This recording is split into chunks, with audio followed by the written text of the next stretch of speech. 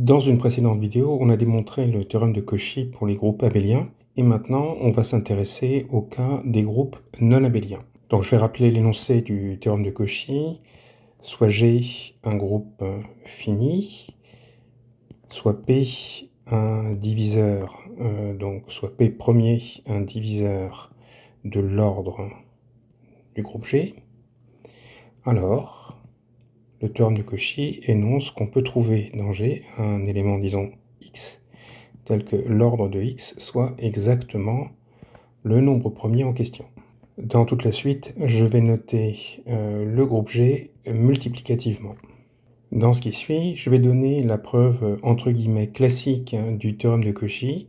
Donc je ne parle pas d'une autre preuve qui est due à James McKay. Et cette preuve est directe, elle ne passe pas par l'étape abélien, et elle fait agir le groupe symétrique SP, donc où P est le nombre premier du théorème, donc sur un sous-ensemble E du produit cartésien G puissance P. Donc ça, c'est une démonstration très astucieuse. La démonstration que je vais présenter, c'est une démonstration par récurrence sur l'ordre de G. Elle va s'appuyer sur le théorème de Cauchy pour les groupes abéliens, et elle utilise l'équation aux classes. Donc comme je l'ai dit, on raisonne par récurrence sur n égale l'ordre de G.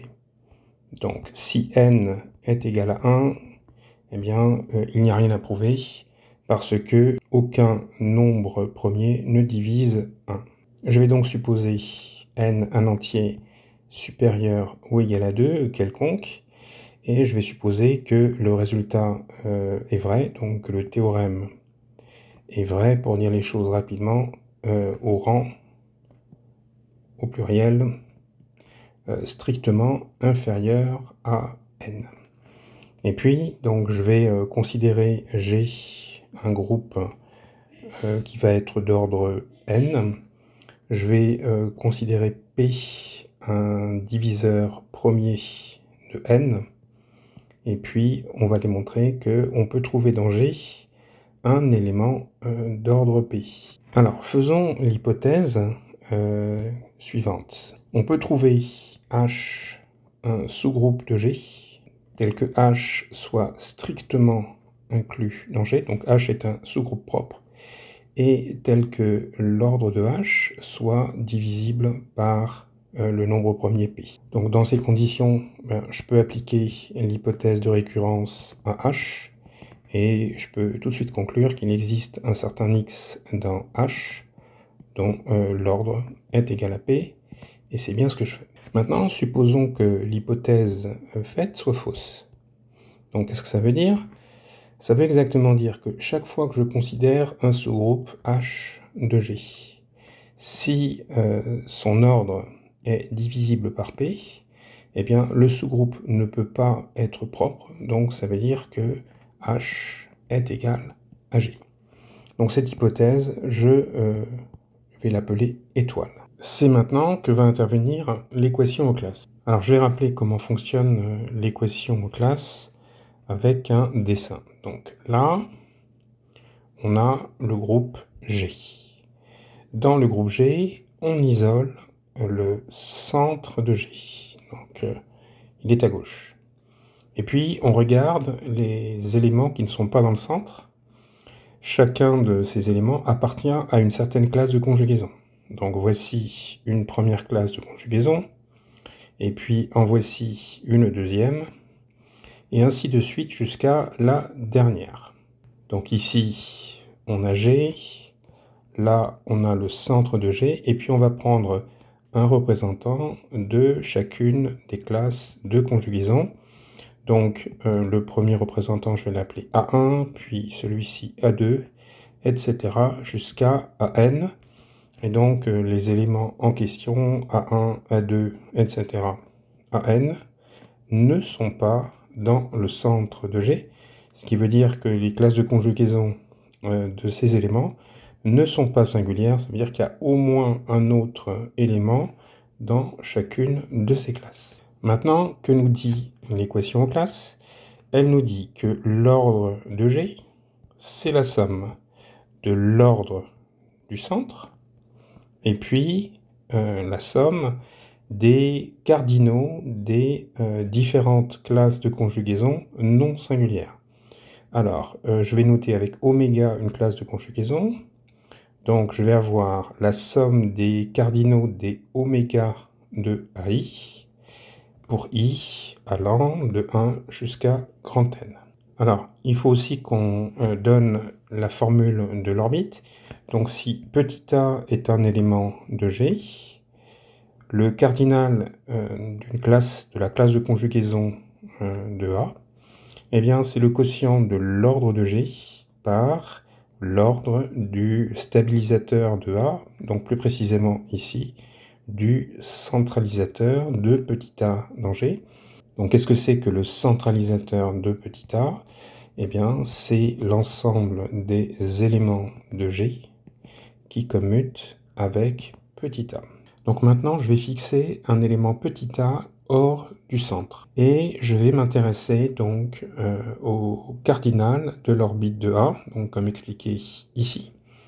Et donc ça me conduit à m'intéresser au cardinal du centralisateur de A. Alors je dis que P ne divise pas l'ordre du centralisateur de A. Donc notez bien que l'hypothèse que A n'est pas dans le centre va être importante. Alors, supposons que ce soit faux. Donc si P divisait l'ordre du centralisateur de A. Eh bien, d'après étoile, appliqué donc avec H égale le centralisateur de A, j'ai un sous-groupe de G dont l'ordre est multiple de P, donc d'après étoile, eh bien, je sais que nécessairement le centralisateur de A, c'est G tout entier. Ça signifie que tout élément de G commute avec A. Donc, j'en déduis eh bien, que petit a appartient au centre de G par définition du centre.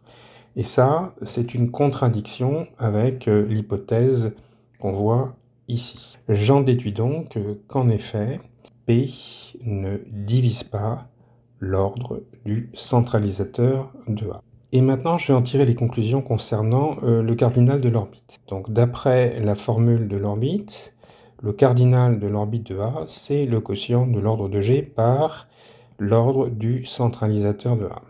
Donc, j'en déduis que l'ordre de G est égal au produit du cardinal de l'orbite de A par l'ordre du centralisateur de A. Mais, par hypothèse, je sais que P divise l'ordre de G. Et P est premier. Et il divise donc ce produit de deux facteurs. Donc, d'après une propriété d'arithmétique élémentaire, je sais que P divise l'un des facteurs. Donc P divise le cardinal de l'orbite de A, ou alors P divise l'ordre du centralisateur de A. Mais ici même, on a prouvé que P ne divisait pas. Donc l'assertion qui est ici est fausse.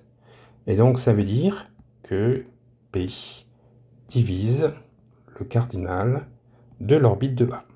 Maintenant, à partir de cette information, on repart, on réexamine l'équation en classe. Donc l'ordre de G, c'est l'ordre du centre de G plus la somme des cardinaux des orbites non singulières. Donc ici, I varie entre 1 et grand N. Donc d'après ce qu'on vient de démontrer, chacun des termes de la somme ici est un multiple de P. Donc, cette somme est multiple de P, et puis, de même, par hypothèse, l'ordre de G est multiple de P. Donc, par linéarité, j'en déduis que le centre de G a un ordre qui est multiple de P.